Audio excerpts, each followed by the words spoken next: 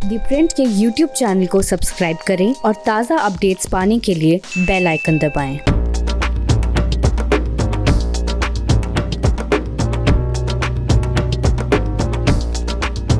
Sushant Singh Rajput case.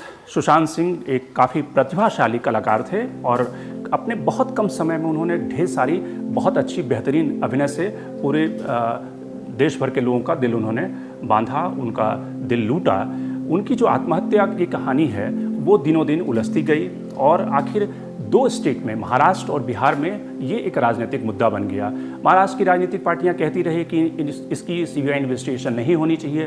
Bihar के राजनीतिक दल कहते रहे कि इसकी सीबीआई इन्वेस्टिगेशन होनी चाहिए। मामला सुप्रीम कोर्ट में पहुंचा और सुप्रीम कोर्ट ने कहा है कि सीबीआई इन्वेस्टिगेशन होनी चाहिए। और बिहार पुलिस जो इसकी जाँच कर रही थी, और आपको याद होगा कि बिहार के एक सीनियर IPS ऑफिसर मुंबई गए थे जिनको कि फोर्स्ड क्वारंटाइन कर दिया गया था, ज़बरदस्ती उनको क्वारंटाइन कर दिया गया था। वो भी मामला काफ़ी सुर्खियों में आया था।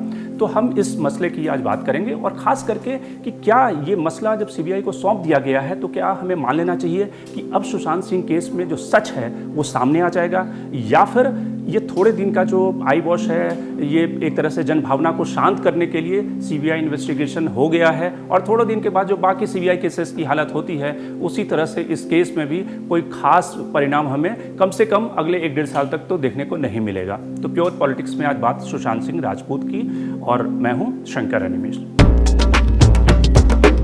तो बात करते हैं, शुरुआत करते हैं कि सुशांत सिंह राजपूत केस में सुप्रीम कोर्ट ने आज क्या कहा है।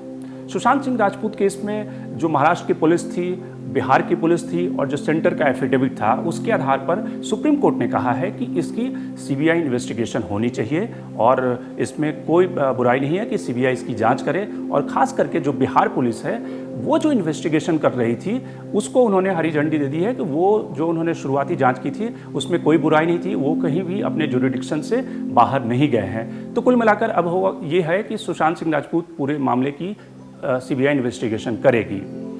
अब इस केस के 2-3 डायमेंशन हैं जिस पे हम बात करेंगे।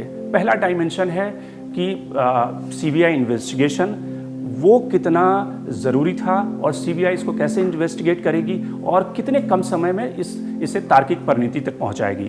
दूसरा जो पहलू है कि इस केस का राजनीतिक एंगल, जो पॉलिटिकल एजेंडा, एक तरह से जो पॉलिटिकल पार्टियां सुशांत सिंह राजपूत के बहाने, एक बेहतरीन कलाकार की आत्महत्या के बहाने जो अपनी राजनीति कर रही थी, वो राजनीति आने वाले दिनों में किस तरह से अनफोल्ड होगी। तो सबसे पहले हम शुरुआत करते हैं राजनीतिक जो ट्विस्ट है, जो राजनीतिक एंगल है उसकी। आपको एक ट्वीट मैं दिखाता हूं, जो आप इस ट्वीट पे थोड़ा गौर कीजिएगा। ये है संबित पात्रा जो बीजेपी के वरिष्ठ प्रवक्ता हैं। उन्होंने एक ट्वीट किया जिसमें कहा कि सुशांत सिंह राजपूत केस जो है वो सोरिया सेना माने, उन्होंने एक नई टर्मिनोलॉजी कॉइन की है जो उन्होंने कहा कि सोनिया गांधी और रिया, जो रिया पे लगातार आरोप लग रहे हैं कि रिया इस पूरे केस में इन्वॉल्व है, तो सोनिया और रिया को उन्होंने इकट्ठा कर दिया और कहा कि सोरिया सेना एक तरह से सो रही थी इस पूरे केस में, यानी कि महाराष्ट्र सरकार Shiv Sena equivalent to Sonia plus Riya. ये एक तरह से संबित पात्रा का ट्वीट है। संबित पात्रा ने यह भी कहा कि किस तरह से महाराष्ट्र सरकार अब रिया है, मतलब रो रिया है। महाराष्ट्र सरकार को उन्होंने रिया से जोड़ते हुए कहा कि महाराष्ट्र सरकार रो रिया है। बाकी जो बिहार के पॉलिटिशियन हैं उनके अगर ट्वीट को देखेंगे तो रामविलास पासवान से लेकर तेजस्वी यादव या फिर सुशील मोदी, यानी कि क्रॉस पार्टी लाइन एक इकलौता मसला है जिसमें कि सारे राजनीतिक दल इकट्ठे हैं, चाहे वो उनकी विचारधारा कुछ भी हो, लेकिन सुशांत सिंह केस में वो सब इकट्ठे हैं। रामविलास पासवान ने कहा, तो मैं तो शुरू से ही कह रहा हूँ और सबसे पहले कह रहा हूँ कि इसकी सीबीआई इन्वेस्टिगेशन होनी चाहिए।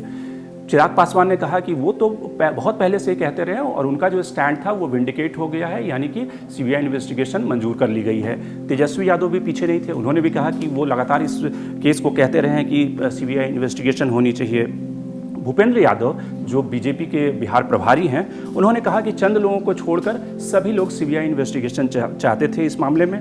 किरीट सोमैया जो महाराष्ट्र के पहले बीजेपी के सांसद थे और उन्होंने कहा कि इस पूरे मसले पर जो अनिल देशमुख हैं, जो महाराष्ट्र के गृह मंत्री हैं, उनको इस्तीफा दे देना चाहिए और उन्होंने उद्धव ठाकरे से भी इस्तीफा मांग लिया। अब सवाल इस पूरे केस का ये है कि बिहार में पॉलिटिक्स इसके ऊपर पूरी गर्म है, क्योंकि इस केस को बिहार के राजनेताओं ने बिहार की अस्मिता से जोड़ रखा है, क्योंकि 2 महीने के बाद वहाँ पे चुनाव है। सुशांत सिंह राजपूत कम्युनिटी से हैं, राजपूतों का एक बड़ा वोट बैंक है और उस जो अपर कास्ट का वोट बैंक है उस किस पार्टी को मिले उसके लिए एक तरह से जद्दोजहद है। और ख़ास करके चूँकि सुशांत सिंह राजपूत को केस को बिहारी अस्मिता से, बिहारी प्राइड से जब आप जोड़ देते हैं तो बाकी जो मुद्दे होते हैं, जो कास्ट लाइन होती है वो ब्लर कर जाती है और जनता कहीं ना कहीं उस इमोशन में बह के वोट दे। तो कोशिश ये है कि बिहारी प्राइड के नाम पर बाकी जो कास्ट लाइन है, बाकी जो कम्युनिटी है, बाकी जो जातियां हैं उनको भी इकट्ठा किया जाए और एक इमोशनल मुद्दे के सहारे उस कास्ट बैरियर को पार करते हुए उसे वोटों में कन्वर्ट किया जाए। ये बिहार की पॉलिटिक्स है।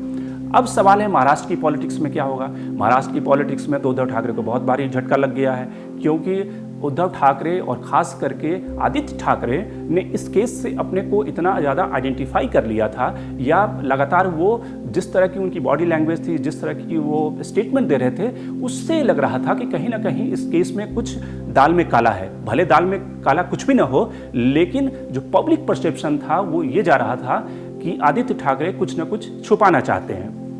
और जिस तरह की बातें आ रही थी, जिस तरह के कैंपेन हो रहे थे कि आदित्य ठाकरे लगातार बॉलीवुड की पार्टियों में जाते हैं, एक्टर्स से मिलते हैं, तो इस केस में बड़े कुछ हाई प्रोफाइल लोग शामिल हैं और इसलिए आदित्य ठाकरे उन सबको छुपाना चाहते हैं। और बीजेपी कहीं ना कहीं इसको लेकर आदित्य ठाकरे को लगातार टारगेट कर रही थी। आदित्य ठाकरे जो पहली बार मंत्री बने हैं, सरकार में आए हैं, उनकी छवि कहीं ना कहीं दरक रही थी। तो महाराष्ट्र की राजनीति में तो एक तरह से कह सकते हैं कि भूचाल आ गया है। उद्धव ठाकरे के पास इस समय कोई जवाब नहीं है कि उनके हाथ से जो केस लगातार इन्वेस्टिगेशन महाराष्ट्र सरकार कर रही थी, उनके हाथ से केस छीन लिया गया है, उनके हाथ से एक तरह से कहें निवाला छीन लिया गया है। तो महाराष्ट्र सरकार इस समय बिल्कुल एक तरह से कहें कि बुरी स्थिति में है। कैसे आने वाले दिनों में इसका जवाब ढूंढेगी और किस तरह से शिवसेना के लोग इस पर रिएक्ट करेंगे, ये देखने वाली बात होगी। तो ये 2 राज्यों की पॉलिटिक्स थी। अब बात करते हैं सीबीआई केस की। हमारे देश में क्या है एक परंपरा कि किसी भी केस को जब पॉलिटिक्स या पॉलिटिकल पार्टियां उसका फ़ायदा उठाना चाहती है तो कहती हैं कि इस मामले को सीबीआई को हैंडल कर दो और सीबीआई इसको इन्वेस्टिगेट करेगी। अब सवाल है कि सीबीआई के पास में तकरीबन 1 साल में 1000 केसेस उनके पास में जांच करने की उनकी क्षमता है। और अगर आप पिछले कुछ हाई प्रोफाइल केसेस को देखें तो आप देखेंगे कि ऐसे तकरीबन सैकड़ों ऐसे केसेस हैं जो पिछले 2-4 साल नहीं बल्कि 15 सालों से 20 सालों से सीबीआई ने उसमें चार्जशीट तक दाखिल नहीं की है, उसकी इन्वेस्टिगेशन पूरी नहीं हुई है। थोड़े दिन पहले तक राजीव गांधी हत्याकांड जो असैसिनेशन हुआ था उसकी भी जांच अभी तक चल रही है। तो आप कैसे उम्मीद कर सकते हैं कि सुशांत सिंह राजपूत केस में सीबीआई अगले 2 महीने में, 4 महीने में, 6 महीने में, 1 साल में इन्वेस्टिगेशन पूरा कर लेगी? आप अगर मोइन कुरैशी से लेकर दर्जनों ऐसे केसेस हैं, उसका मैं नाम आपको कुछ नाम गिना देता हूं ताकि आपको जहन में रहे कि कौन कौन से ऐसे हाई प्रोफाइल केसेस हैं जो सीबीआई अभी तक इन्वेस्टिगेट कर रही है, जिसमें सीबीआई को कोई बहुत ज़्यादा कामयाबी नहीं मिली है। मोइन कुरैशी केस, जिसमें कि आलोक वर्मा का नाम आया था जो सीबीआई के पूर्व डायरेक्टर थे और जिसको लेकर राकेश अस्थाना और आलोक वर्मा का केस आपके जहन में होगा, उसको आप गूगल भी कर सकते हैं कि किस तरह से इस हाई प्रोफाइल केस में सेंटर को इंटरवीन करना पड़ा और आलोक वर्मा को हटाना पड़ा। IRCT स्कैम केस जिसमें लालू यादव इन्वॉल्व हैं, उस केस की इन्वेस्टिगेशन अभी तक जारी है। Stirling biotech case, Vijay Mallya case, और विजय माल्या केस में तो ये भी आरोप लगा था कि जो सीबीआई के सीनियर ऑफिसर हैं उन्होंने विजय माल्या को टिप्स दे दिया था और इसलिए जो लुकआउट नोटिस जो कॉर्नर इंटरपोल को जारी होता है उसमें विलंब हुआ और जिसकी वजह से विजय माल्या भागने में कामयाब हो गए। अगस्ता वेस्टलैंड केस अभी भी इन्वेस्टिगेशन जारी है। DLF वाड्रा केस जांच जारी है। PNB स्कैम जांच जारी है। व्यापम केस जांच जारी है। शारदा स्कैम जांच जारी है। AGL लैंड स्कैम जांच जारी है। ये सब कुछ हाई प्रोफाइल केसेस हैं और इसके अलावा ढेर सारे ऐसे केसेस हैं जो आप गूगल पर जाकर उसकी जानकारी ले सकते हैं कि जहाँ पे सीबीआई अभी भी जांच कर रही है, लेकिन उस जांच में अभी तक कोई नतीजा नहीं निकला है। अगर आप देखें कि सीबीआई की बुनियाद जो पड़ी थी, सीबीआई का जब गठन किया गया था तो वो किस लिए हुआ था? वो इसलिए हुआ था कि जो करप्शन के बड़े केसेस हैं उसकी सीबीआई जांच करे। लेकिन बाद के दिनों में क्या हुआ कि जब पॉलिटिक्स इस पर हावी होती गई तो करप्शन के साथ में तमाम ऐसे केसेस को जोड़ दिया गया जहां पर पेटी क्राइम, जहां पे 15,000 की घुसखोरी और लूट का भी केसेस सीबीआई को सौंपा जाने लगा। एम्स का एक केस हुआ था जहां पे 15,000 घूस का मसला था, वो भी उस केस को सीबीआई ने इन्वेस्टिगेट किया था। तो यानी कि कुल मिलाकर कई बार क्या होता है कि राजनेता जो होते हैं अपने पॉलिटिकल फायदे के लिए केस सीबीआई को सौंप देते हैं, मामला ठंडा पड़ जाता है, जनभावनाएं शांत हो जाती है और उसके बाद फिर मामला जस का तस हो जाता है। सवाल यह है कि क्या सुशांत सिंह राजपूत केस में भी ऐसा ही होगा या फिर इन्वेस्टिगेशन सही डायरेक्शन में बढ़ेगी, क्योंकि सीबीआई के ऊपर आपको याद होगा कि सुप्रीम कोर्ट में 2013 में जो कोल स्कैम हुआ था उसमें उन्होंने कहा था कि ये एक केज्ड पैरट है, यानी कि पिंजरे में बंद तोता है। और उस समय काफ़ी आलोचना हुई थी क्योंकि रंजीत सिन्हा जो उस समय सीबीआई के डायरेक्टर थे, उनके घर पर तमाम जो कोल स्कैम के जो आरोपी थे वो उनके घर पर विजिट करते थे और उनकी डायरी में एंट्री होती थी और किसी न किसी तरह से उस केस को किल्ड किया गया और बाद में रंजीत सिन्हा को इंडिक्ट भी किया गया। सुप्रीम कोर्ट की जो मॉनिटरिंग कमेटी थी उसने भी छानबीन में पाया कि रंजीत सिन्हा के ऊपर आरोप हैं। सीबीआई के ऐसे कई सारे डायरेक्टर हैं जिनके ऊपर ये सब आरोप लगते रहे हैं। तो सवाल है कि एक ऐसी संस्था जिसके ऊपर खुद आरोप लगे हों, जो कि अपने पॉलिटिकल मास्टर की भावनाओं के हिसाब से काम करती है, निष्पक्ष जो जांच है उसकी कितनी संभावना बचती है, और इन सब से इतर क्या सीबीआई अपने टाइमलाइन के हिसाब से सुशांत सिंह राजपूत केस की इन्वेस्टिगेशन पूरी कर पाएगी।